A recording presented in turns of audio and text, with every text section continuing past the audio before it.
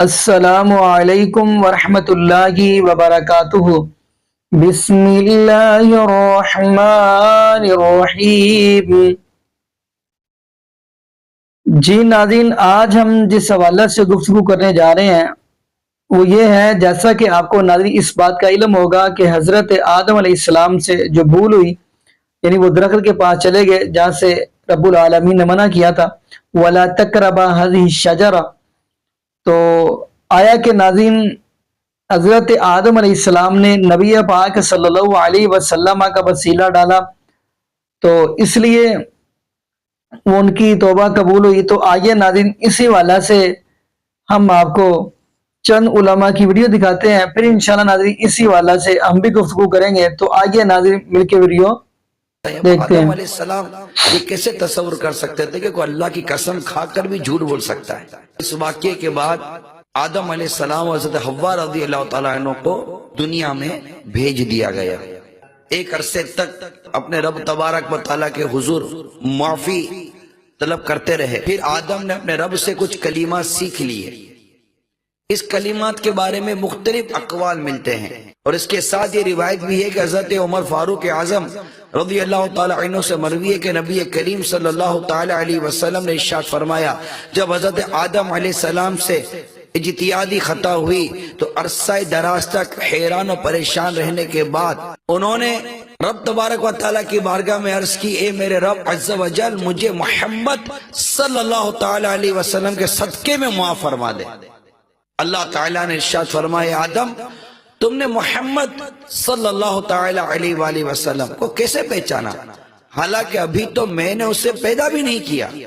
حضرت آدم علیہ السلام نے عرض کی، اے اللہ، جب تو نے مجھے پیدا کر کے میرے اندر روح ڈالی، میں نے اپنے سر کو اٹھایا تو میں نے عرش کے پایوں پر لا الہ الا اللہ محمد رسول اللہ لکھا دیکھا، تو میں نے جان لیا کہ تو نے اپنے نام کے ساتھ اس کا نام ملایا ہے جو تجھے تمام مخلوق میں سب سے زیادہ محبوب ہے۔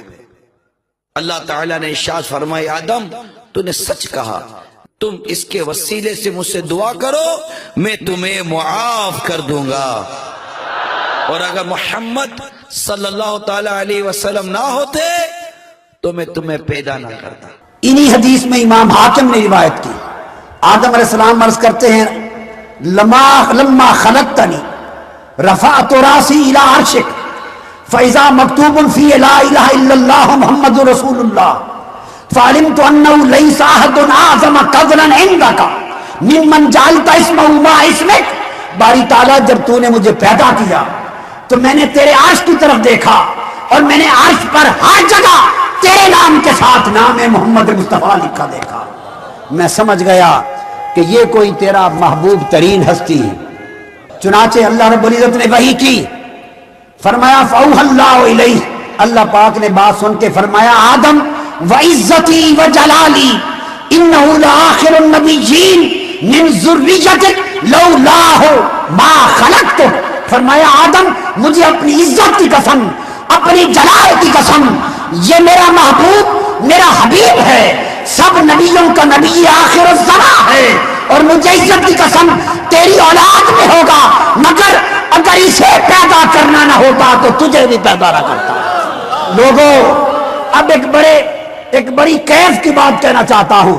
جب آدم علیہ السلام نے اپنے رب کی زبان مبارک سے مصطفیٰ کے گن سنے، تعریفیں سنی، مصطفیٰ کی شان سنی، مصطفیٰ کی حمد سنی، مصطفیٰ کی عظمت سنی، مصطفیٰ کی محبوبیت سنی، تو وہ بھی مصطفیٰ کے عاشق ہو گئے۔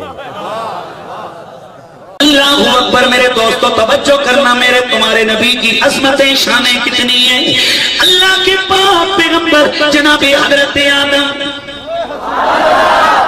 حضرت آدم جب جنت میں گئے، رہا مکتوباً علی ساق العرش وعلی کل موضع فی الجنت اسم محمد مقرونا باسم اللہ تعالی۔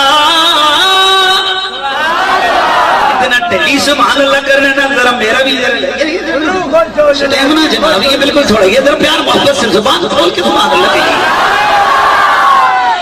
حضرت سیدنا آدم علیہ السلام، یہ امام زرقانی شریف کے اندر لکھتے ہیں، فرماتے ہیں کہ حضرت سیدنا آدم علیہ السلام کو جب رب قدیر نے پیدا فرمایا، تخلیق فرمائی، ان کے جسم میں اللہ نے روح ڈالی، ان کے جسم میں اللہ نے روح ڈالی، ادھر جناب آدم کے جسم میں روح آئی، ان کی آنکھیں کھلی، دھیان ادھر، ان کی آنکھیں کھلی تو جناب آدم نے رب کے عرش کے اوپر لکھا ہوا پڑھو، لا الہ الا اللہ محمد الرسول اللہ۔ میں توجہ چاہتا ہوں آپ کی، ادھر آنکھ کھلی، پہلا دن نہ مسجد گئے، نہ مدرسے گئے، نہ استاد سے پڑھا، بس اوپر دیکھا، نظر کدھر پہنچی، اونچا بولنا ہے، نظر کدھر پہنچی، اللہ کے عرش پہ، نظر کدھر پہنچی، اللہ کے عرش پہ، لکھا ہوا کیا دیکھا، لا الہ الا اللہ محمد الرسول اللہ۔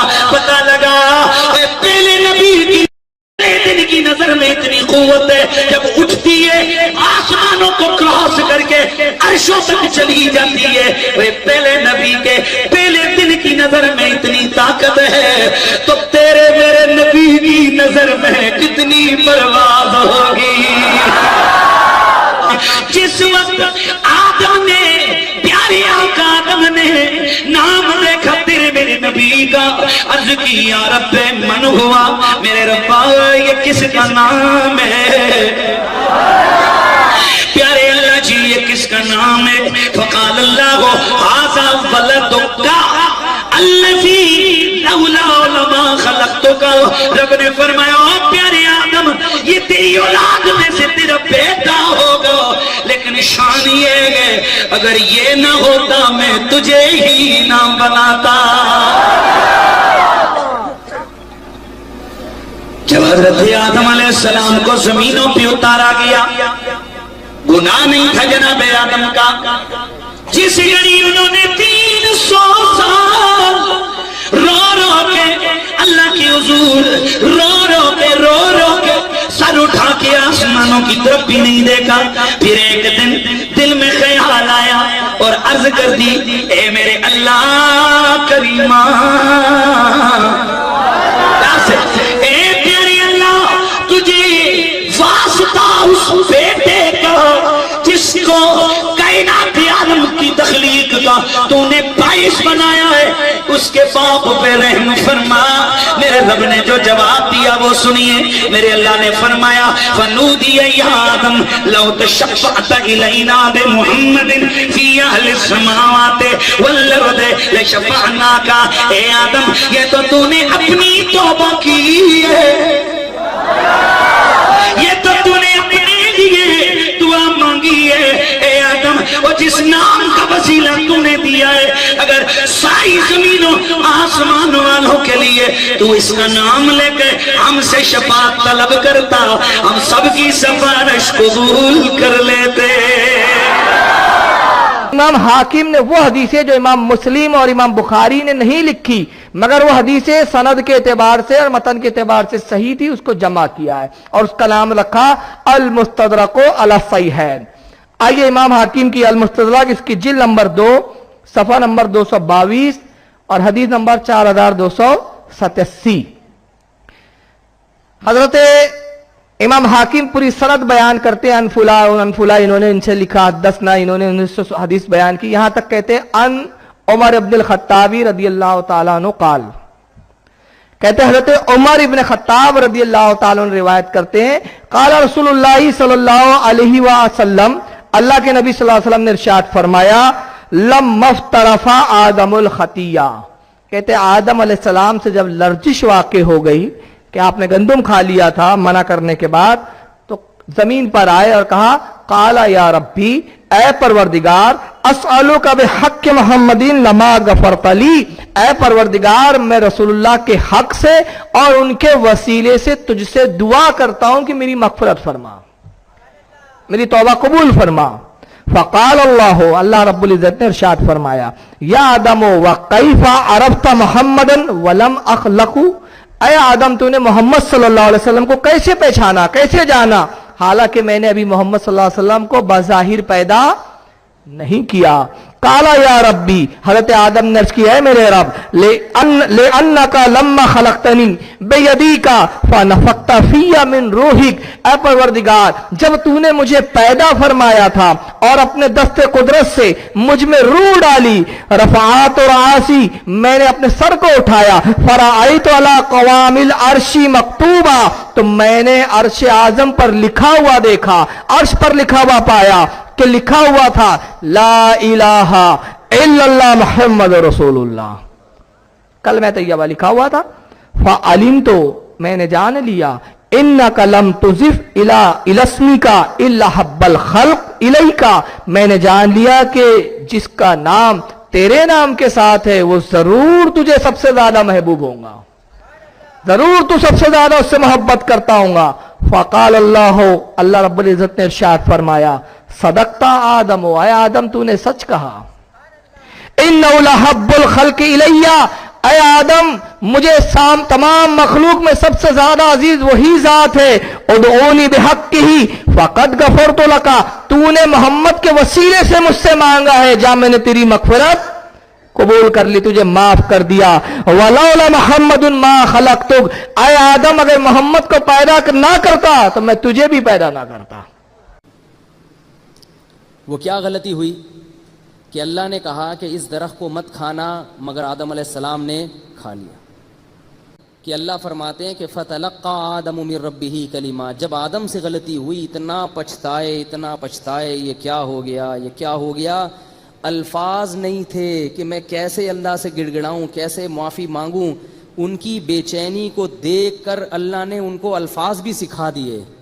आदम अलैहिस्सलाम की तबीयत में क्या पैदा हुआ, बहुत परेशान कि कैसे मनाऊं अल्लाह को, क्या हो गया।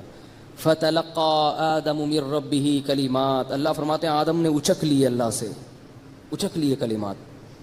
उचकना क्या होता है कि अल्लाह ने जब उनको उनके दिल में डाले तो बस उन्होंने जल्दी से याद कर लिए, तो बड़े खूबसूरत कलिमात हैं, इसके ज़रिए अल्लाह से तौबा करता हूँ। वो क्या थे, दोनों ने मिल के दुआ मांगी, रब्बना ज़लमना अनफुसना, ए हमारे रब हम दोनों ने अपनी जान पर जुल्म किया है।